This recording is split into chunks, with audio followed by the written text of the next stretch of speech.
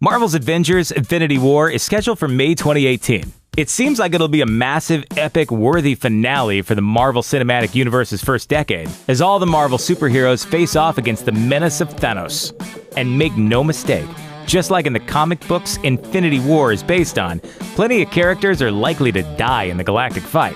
So who will be sent into the great beyond? Here are some Marvel superheroes that won't survive Avengers: Infinity War. Iron Man. Ever since he went through that portal in Avengers, Tony Stark has been plagued with visions of an alien invasion, courtesy of Thanos. Everything he's done since has been in response to this threat, so it would only be fitting for Iron Man to meet his end stopping Thanos. There are solid story reasons for killing him off, but there are some real-world reasons too. Robert Downey Jr. may be the cornerstone of the MCU, but he's also costing Marvel a mint. $40 million for Captain America: Civil War, $50 million for the Avengers, and a whopping $75 million for Iron Man 3. He's also in his 50s, making him a bit old for the superhero scene. And with at least 9 Marvel movies in 10 years under his belt, he may finally want to move on to something else. Don't worry though, even if Tony Stark dies, the armor can be filled by someone else, allowing Marvel to have their cake and eat it too. Captain America.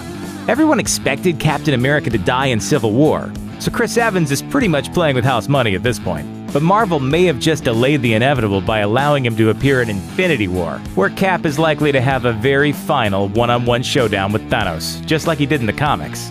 Like Robert Downey Jr., Chris Evans has hinted that he'd like to do something else. And like Iron Man, there are plenty of other characters who could wear the Captain America costume if Steve Rogers dies, such as the Falcon, who already took over as Cap in the comics. Put it all together, and it may finally be lights out for the Star-Spangled Avenger. Vision. Vision was apparently brought to life by one of the Infinity Stones. It now rests on his forehead, powering him. In order for Thanos to complete his Infinity Gauntlet, he needs that stone. It doesn't take a math genius to figure out that probably means the end of everyone's favorite artificial Avenger. The good news? As a synthetic life form, it's possible Tony Stark could figure out how to rebuild him later. If you douse me again, and I'm not on fire, I'm donating you to City College. Well, maybe not. Hawkeye. Even though Joss Whedon is no longer in charge of the Avengers, murdering Hawkeye would be perfectly in keeping with Whedon's penchant for killing off the beloved everyman character in order to jerk around audience emotions. It worked to great effect with Agent Coulson's death in Avengers, and now that Hawkeye has been given a sympathetic and meaty role as family man and heart of the team in Avengers: Age of Ultron, it makes him the perfect candidate to get killed, for real this time.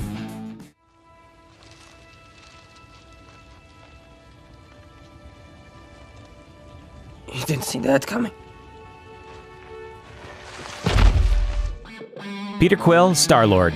As the leader of the Guardians of the Galaxy, it's pretty much a guarantee that Peter Quill is going to face off against Thanos. And like most heroes who have faced Thanos in the comics, their previous encounters did not go all that well for Star-Lord. In fact, in one story, he deliberately sacrificed himself in order to stop Thanos. So don't be surprised if you see that play out on the big screen as well. Especially since Chris Pratt has become such a massive movie star that Marvel may not want to pay his inflated rate once his contract is up at the end of Avengers 4. Thor. As the most informed member of the Avengers when it comes to intergalactic matters, Thor is aware of the Infinity Stones, so he'll probably be a key player in Infinity War, and as one of the strongest heroes on the roster, you'd have to think he'll get a chance to go toe-to-toe with Thanos. Thing is, as we've seen from the comics, that typically doesn't end well. Plus, Chris Hemsworth has already revealed that the 4th Avengers film is the final movie in his contract with Marvel. I'm 3 films away from that happening. I've got Avengers 3 and 4, and I've got Thor 3. It would make sense to kill Thor off and make room for the next phase of Marvel heroes. He's not really contributing much anyhow. I'm not up to much at the moment. What are you doing later? Drax the Destroyer. Anyone who's seen Guardians of the Galaxy can tell you Drax has some serious bloodlust for Thanos. Your wife and child shall rest well, knowing that you have avenged them. Yes. Of course, Ronan was only a puppet. It's really Thanos I need to kill.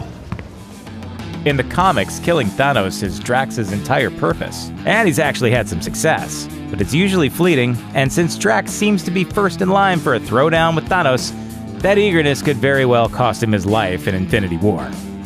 Scarlet Witch. After introducing Scarlet Witch in Age of Ultron, they haven't done a whole lot with her. Yeah, she helped kick off events in Civil War by accidentally blowing up that building, but the rest of the time she just moped around knitting sweaters for Vision. Marvel might decide to keep her around because her reality-altering powers give them a get-out-of-jail-free card whenever they want to do something goofy. But if they wanted to kill off a card-carrying member of the Avengers with minimal long-term consequence, she presents a pretty obvious choice. Nick Fury. It's tough to admit, but the MCU has pretty much outgrown the guy who put it together.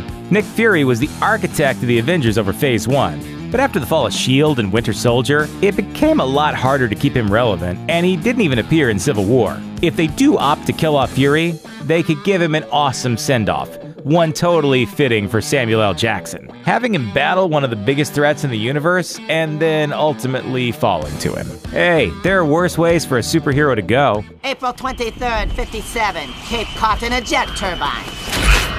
Everyone. Yes, we're serious. In the comics, Thanos killed just about every Marvel superhero. So if Marvel really wants to go big, they could translate that to the big screen. Of course, they all came back to life in the comics, which would be easy enough to do in the movies as well, given the Infinity Stones control reality itself. You could have saved us. Still, even if it were temporary, the deaths of literally everyone would make for an amazing cliffhanger. Thanks for watching. Click the grunge icon to subscribe to our YouTube channel and watch more videos like the one you just saw. And don't forget to check out all this cool stuff we know you'll love too.